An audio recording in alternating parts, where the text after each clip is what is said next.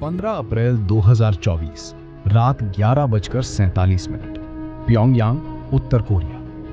अंधेरे में डूबे इस शहर के बीच एक इमारत अचानक रोशनी से जगमगा उठती है और उसी क्षण पूरी दुनिया की निगाहें एक ही जगह पर टिक जाती हैं। कैमरों के सामने एक चेहरा उभरता है, किम जोंग उन। उसकी आंखों में एक अजीब सा ठहराव है, लेकिन उस ठहराव के पीछे छुपी हुई बेचैनी और क्रोध को महसूस किया जा सकता है।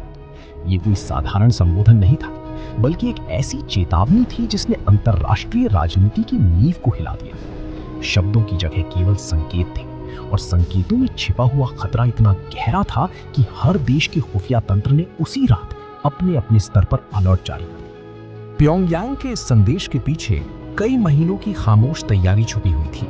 सैटेलाइट तस्वीरों में पहले ही असामान्य गतिविधियां देखी जा चुकी थी, लेकिन उस रात के बाद यह साफ हो गया कि उत्तर कोरिया केवल शक्ति प्रदर्शन नहीं कर रहा, बल्कि वो एक निर्णायक कदम की ओर बढ़ रहा है। दक्षिण कोरिया की सीमा के पास मिसाइल लॉन्च साइट्स पर बढ़ती हलचल और समुद्र में अचानक बढ़ी सैन्य गतिविधियां इस बात की गवाही दे रही थी कि ये चेतावनी केवल शब्दों तक सीमित नहीं रहने वाली। उसी समय वॉशिंगटन डीसी में जो बाइडेन के कार्यालय में आपातकालीन बैठक बुलाई जाती है, जहां हर एक जानकारी को बार बार परखा जा रहा था, क्योंकि एक छोटी सी गलती पूरी दुनिया को एक ऐसे युद्ध में धकेल सकती थी जिसकी कल्पना भी भयावह थी।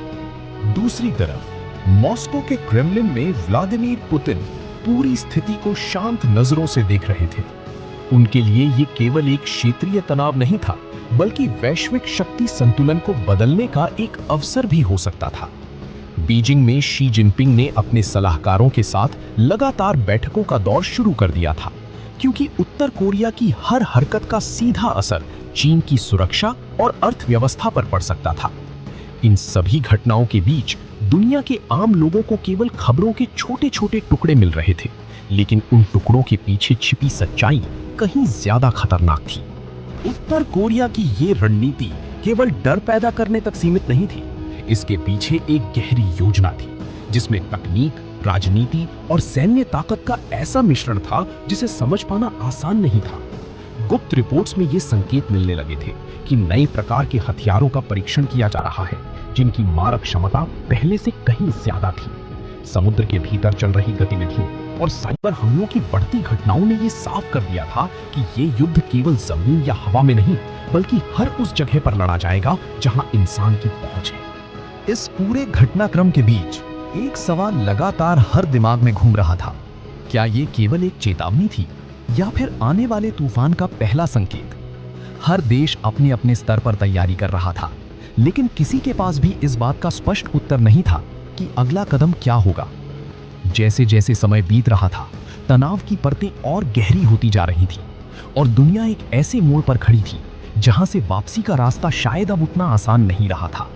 और फिर कुछ ही दिनों बाद सैटेलाइट्स ने एक ऐसी हलचल दर्ज की जिसने हर शक को हकीकत में बदलने की शुरुआत कर दी। एक दूरस्थ क्षेत्र में अचानक बढ़ी गतिविधियां और वहां से उठती हल्की सी रोशनी इस बात का संकेत दे रही थी कि खेल अब अपने सबसे खतरनाक चरण में प्रवेश कर चुका है।